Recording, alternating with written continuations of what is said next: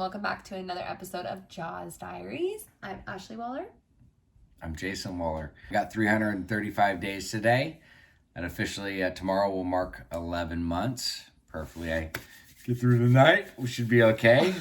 Get through the night. I want to get to 11 months, you know, and then we'll be on lock you in here. We'll be on the countdown to a year, but we're not there, so we're just gonna kind of focus on today. It is very exciting, though. It's been a long time. It's the longest I've had in a long time. So stoked about that. But Ash, let's jump into the action for the week. You were supposed to get a calendar, fill it out. You're a visual person, and you did it. I did, but I didn't fill it out for the whole week. But I at least got the calendar, and that was like half the battle. And you have to find like the specific calendar because it's the end of 2020. So you can't get a 2021 calendar because they don't have November and December. Like, who comes up with these things? So I got a blank calendar so I can write in the dates. And it was really nice because I did write in for 3 days. We had like a half week because we ended up leaving on a trip halfway through the week. But I just liked that I could write things down. And even like Delilah's day. So we have like a calendar and it has 4 little columns. And so we do like Ashley's and then Delilah's. And then it just shows me like kind of what her day looks like because she goes to school and the time that she gets out and what her schedule looks like with my schedule. So we just needed Jason to write down his schedule. I did. I filled it out one time. This last week I was all over the place, which falls into my action for the week, which is to do something nice for myself. And I usually don't struggle with that. I always like to do something, but I didn't. When we were on the vacation, I took a lot of time to actually like reflect and stuff and like took some time to embrace the outdoors, and it was really nice to get away. But as we were talking earlier, it's when you have a little one, it is no longer a vacation. They're called trips. They're really fun, but it was interesting taking Delilah out to Death Valley. I had a really good time. I mean, there's a lot. I love being out in nature and seeing just all the different things that God created, but it's hard. You know, sometimes she was a trooper, and then there was other times where she was really difficult. But we had a blast. We're very fortunate to be able to go out and to do those things. I had a great time. I actually did do something nice for myself. Now that I think about it, I went golfing. So I take that back. I did do something nice for myself. See, that's gotta hold myself accountable. There you go. So, yeah, that was good. But how you doing? Check in. How are things going? This week was kind of rough. I'm not gonna lie. I'm really grateful that we went on this wonderful Wahler vacation, but it was rough. Like, it was far, and Delilah threw up and got car sick on the way out, and it's COVID, so there was no laundry room, and it was just like a lot. It's difficult when you take a kid to the middle of nowhere that's 3 and you have to like hike to everywhere you go because she's not necessarily big enough to be like hiking everywhere. She can walk like 3 miles max a day, and then she literally will cry and say her legs hurt the whole time, and she's 44 pounds, so I can't, like, both of us can't be carrying around a 44-pound-year-old like hiking up a hill. So it was hard because of that aspect. And I thought I was gonna like relax a lot more, but I wasn't relaxing as much as I thought I was going to. So I'm just kind of tired. We came back yesterday and immediately we had to go to our new house and get stuff taken care of. And all these things are like, I'm so grateful for all of these things. It's just, we're getting ready to move, and moving is very stressful. And there's a lot of things to go into play before we move. And so I think once we move, it will feel a lot better because we'll not be in 2 different places, and one of the chapters will close, and then we can kind of like embrace the new home and not have to be back and forth so much. So, not to mention the holidays are coming up. And the holidays, and we both work full time. So, well, I work part time, but then I'm a mom, so I work full time. And yeah, it's just, I noticed like when we were on our trip, Jason and I had like really good conversations, which kind of goes into our topic for the week, but I'll let you check in too. But that's nice of you. Thank you. You're welcome. Shoot. I don't like eating out. I'm really weird about that. I really don't. And I hate when I'm not prepared enough and I'm exhausted or I'm running around and I don't have food in my house to cook and I have to eat out because I get really guilty about it. I don't like it freaks me out that other people prepare and cook your food and you don't know what goes in it, because I like eating really clean and knowing exactly what goes in my food. So it's hard to when you go on a trip and you eat out a lot. What? You're laughing at Then me. your spinach feta wrap that you were craving. But anyways, go ahead. I understand, but that's because we were back in civilization. We were like, oh my god, a Starbucks. It only took 3 hours to get to a Starbucks.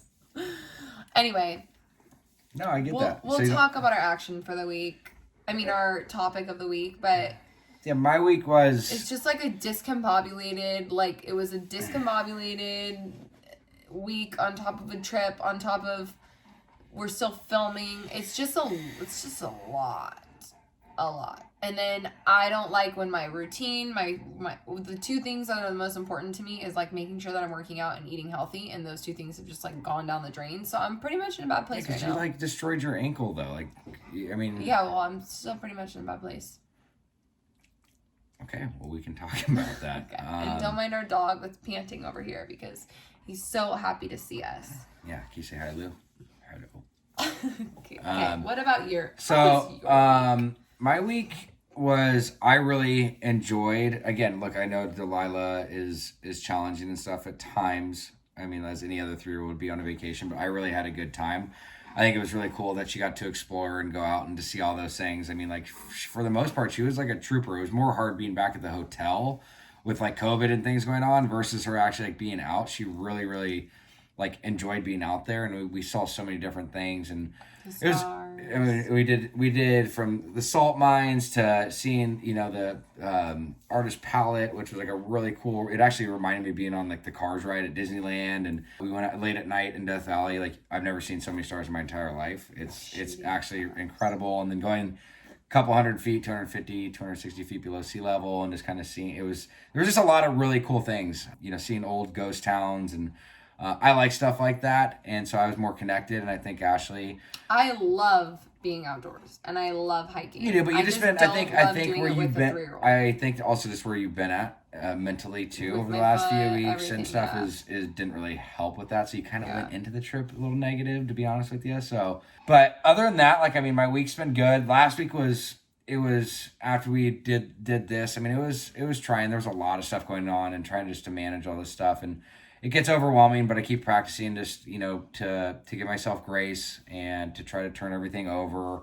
And it's funny because everything always ends up working out. And I mean, it's just a week later. So annoying. And it's not annoying. It's actually amazing. It's annoying that we stress out about it. And then we get all this annoying anxiety about things that always just work out. It's we can't plan things. So annoying. Yeah. And it all, literally, it always works out the way it's supposed to be. Sometimes better than sometimes, or cut that out. Sometimes it works out better than others. So I guess things are cruising. I know we have the holidays coming up, which is there's a little bit of fear that comes into play. Holidays of the last few years have been very triggering for me, but I feel a lot more comfortable and confident. And I think in the later episodes we'll talk more about that and what I'm doing going into the holidays and plans and strategies on if you're struggling or have hard times around the holidays as well, because it can be very triggering for people. Can I ask you one question? No.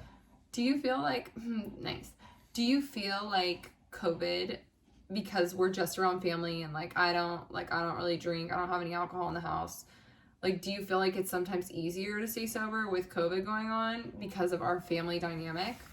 You're in a safe place, we don't really have alcohol here, or do you think it makes it harder? I'm just curious because we're going to shut down again in the holidays, some people want to drink if they're alone or something, but we have a really good family dynamic, so I don't know if it makes it easier for you. All right. Well, we have it's taken a lot of work to get where we're at. Just because there's not alcohol doesn't mean that there's not other triggering incidences and stuff. I get more triggered by people, places, and things than I do by people actually consuming alcohol. And to be very frank, a lot of family and even your side of the family, they like to drink, you know what I mean? Yeah. They do. So and I'm around people that drink all the time. So I don't think I think it's our structure within our own house. Yes. But for COVID, I think more people than ever are struggling right now. The isolation and not having connection, and a lot of people that are active in addiction don't have a healthy foundation. I'm just asking you though. I'm not talking about anybody else. I'm just saying, is it easier for you to stay sober during COVID? At times, yes, or at times, no? Yes, and no, I mean, not really. It's not. I personally, for me, I get the most benefit out of everything when I'm connecting with people. So I mean, I love you. Yes, we have a safe environment here. It's a lot safer for me now than it was a year ago, 2 years ago, 3 years ago. I mean, you're a lot more educated. You're working on, you've worked on yourself. I've worked on myself. So yes, we have a healthier place, but I think I am better when I am active and not with all the restraints of COVID, because isolation in general is a trigger for, I don't care how strong you are in your recovery. It's not beneficial so for anybody. So, yes, you caught me off guard. So I guess let's switch into our topic, which is something that we both have struggled with, and Ashley is brought it up a lot the last few weeks, and we just haven't been in a place to really kind of talk about it until we both processed it and got to a place, which is insecurities. And Ash, do you want me to lay out my list or what? Lay it out. I mean, I've constantly dealt with struggles of like being insecure about everything. I think my biggest insecurity, one, I have a big food issue, which I know I haven't really like talked a lot about on here, but I've always had like eating issues pretty much my whole life. And I think that's like a really hard thing, like gaining weight, losing weight. Like that's why I'm one of those people that like really beats myself up if I eat bad or anything like that. It's like my mind really messes with me, and I tell myself over and over and over again that, like I get so mad at myself for eating that it's like, well, I just shouldn't eat the next day, which I never do because I just eat something else and I'll eat something healthy. I don't ever like not eat, but it's just your mind is so powerful. And I think that I really beat myself up. I'm not really good at like just letting it go.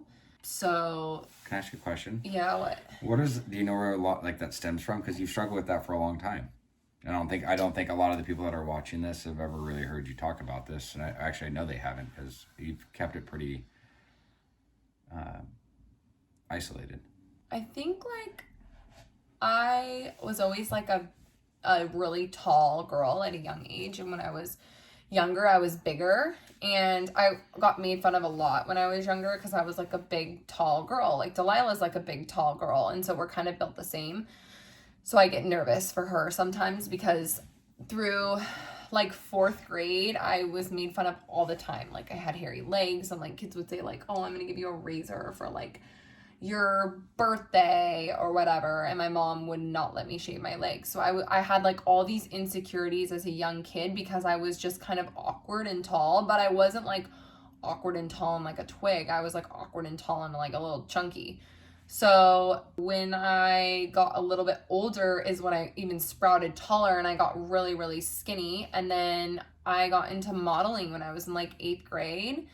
And I think I always I always loved being on stage. I always loved dancing, and like every ballerina, was like, I think maybe it started from dance, honestly, now that I think about it. Like dancing my whole life. Like I went to like a ballet academy for a little bit. I went on point when I was in 1986. I don't even know how long ago that was. My ballet teacher bought me my first pair of point shoes, and we had like a pianist playing piano. But it's a certain lifestyle when you're a ballerina that you have to kind of fit this like really skinny mold. It's easier for you to have like a pas de deux partner if you're smaller, like they like would wrap like these little ribbons around your waist, and it was kind of, maybe that's kind of where it started now that I think about it. I don't know. And then, I got into modeling, and then that always was like, you're measured by your size and your hip width, and I'm Italian, so I'm curvier than like most of the standard like model 4 size.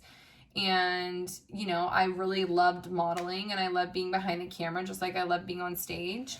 And I think like when I was younger, I like loved, I always Victoria's Secret models, like, I don't know. It's gotta have stemmed from like my dance days, and then getting into modeling and just always trying to fit a size. I was a fit model for a long time, and you have to stay the same size throughout the whole time you do fit modeling, otherwise you will get fired. So I don't know, it's hard. I have a question around that. Like if you're modeling and like you have like the insecurities that you're going through, like how does that work when you're like, going in front of a bunch of people?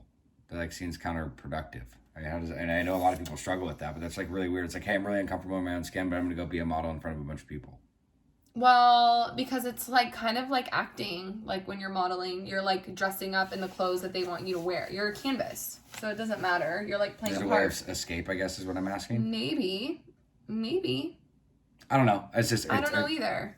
But I think that's been like the biggest insecurity for me. And like it's something that I haven't really talked about is my eating issues. And that, and obviously like I have a lot of insecurities about success. Like I never picture myself as like just a stay-at-home mom. Like I've always wanted something more than that. Like I've always wanted to be this like big career woman and build like a name for myself in the beauty industry and have my own brand. And it's just something I've always like aspired to. And my dad always like, I've been such a hard worker since I was younger. I started working when I was 14 and I never stopped. So any job that I could get throughout high school, like I worked all through high school. I worked all through college, restaurants, like jewelry stores. I mean, like you name it, I've pretty much done it, I feel like. And so I think like success is also like a hard thing that I struggle with. And that's why for a long time I deleted everyone off of Instagram that I followed, because I was having a really hard time not comparing myself to people's success, even though it's like fleeting. Everything on Instagram is like a highlight, you know, it's filtered, it's not reality. So a lot of people that have like great posts, they have people that run their Instagrams. Like it's not even them running their Instagrams, it's people that run their Instagrams because they have that clout or that success that they can hire people to do those things. So it's like you're aspiring to be somebody that has a team that's building their brand for them that makes them appear to be that person. So it's hard, you know, it's hard.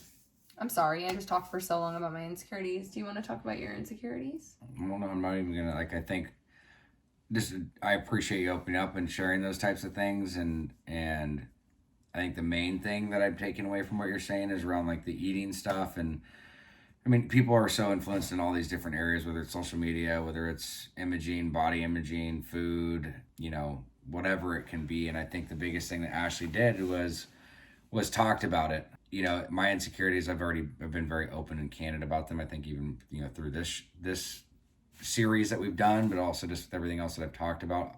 Obviously, I struggle with my insecurities, but I think the biggest thing is opening up and connecting with somebody that you can trust, and, you know, to start that process. And that's where, I don't want to speak for you, but I think that's where you're at. And we were really looking at ideas and scenarios on what steps you could take to help, you know, deal with some of those things that you're going through right now, because you've dealt with them on and off for many years, and some months and even maybe a year or two is better than others. But I think that's the first start, and having somebody that can support you. And I think I think everybody goes through insecurities. I don't think there's one person out there that is fully 100% content and happy with everything that they have. I mean, everybody struggles with it, and some are more severe than others. So you're not alone, and I appreciate you opening up, and we can follow up on that. Thanks.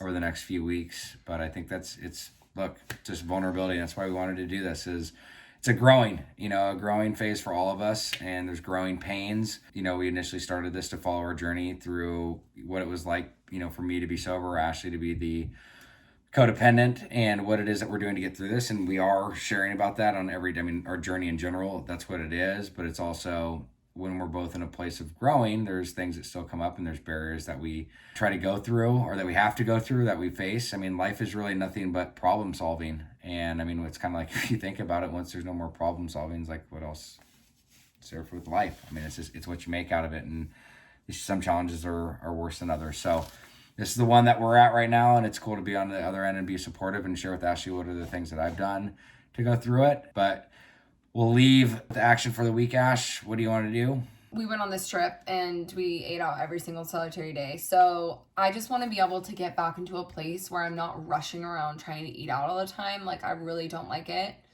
I want to make time and make sure that I'm like cooking dinner for us as a family. Like, immediately the day that we got home, I cooked a salmon and asparagus, and we all sat down together. And it's so important to me that we have a sit down dinner as a family, like at least 3 times a week. So I'm really going to push for that. Great. My grandma is not doing well, so I want to be there and be supportive to my mom, and also try to communicate with my grandma as much as I possibly can this week, and be there for my aunt and cousins and stuff on my mom's side. So I'm going to be supportive with them. That's great. Have a great night, guys. Or a great day. Great week. Bye. What up, guys? Thank you for watching another episode of JAWS Diaries. Hey, if you or a loved one is struggling and you guys need some direction, some insight, and you're just lost, please fill out the link below and we'd be happy to help.